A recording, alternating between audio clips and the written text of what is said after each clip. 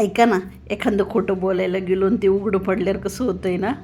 आता तसंच झालं माझ्यासोबत. काय झालं, 20 दिवसापूर्वी आमच्या काकूचा कॉल आला होता, फोन आला होता. त्या म्हणल्या, मला ना मुरंबा करून देशील का गं, 1-1.5 किलोचा तुला जमतो असं ऐकलं मी. म्हणलं नाही, मला एवढं व्यवस्थित नाही येते, कारण मी नाही करून बघितलं म्हणलं कधी. आणि तोच रेसिपी मी काल टाकली यूट्यूबला. त्यांचा लगेच कॉल आला. मला म्हणे, किती खोटं बोलती गं, येतो तरी करून नाही देत म्हणली ना. मला इतकं कसं तरी वाटलं. आता मला ना त्यांना ना 3 किलोचा साखर आंबा करून द्यायचा. असं असतं, एक खोटं बोलायला गेलो ना तर त्यासाठी ना 100 खोटे बोलायला लागतात. असो, आता चला मी कशी बनवली ना रेसिपी ती सांगते तुम्हाला शॉर्टमध्ये. मी काय केलं, 3 कैऱ्या घेतल्या, त्याला किसून घेतला, त्याचा 3 वाट्या किस झाला.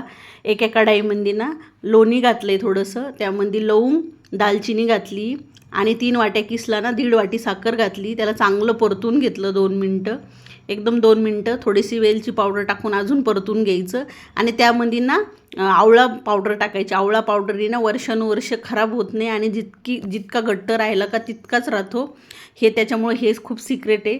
आणि तुम्हाला सांगते, ते हे करून घेतलं, मस्त परतून घेतला छानसा. आता असा परतून घ्यायचा की आपण ज्या चमच्याला किंवा पलित्याला लागणार नाही, खाली टाकला की लगेच पडल, असा करून घ्यायचा.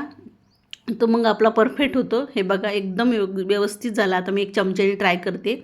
हे बघा, आता चमच्याला काहीही राहत नाही, म्हणजे आपला मुरंबा एकदम कम्प्लीट झाला आहे. एकदम छान कलर येतो. नक्की करून बघा.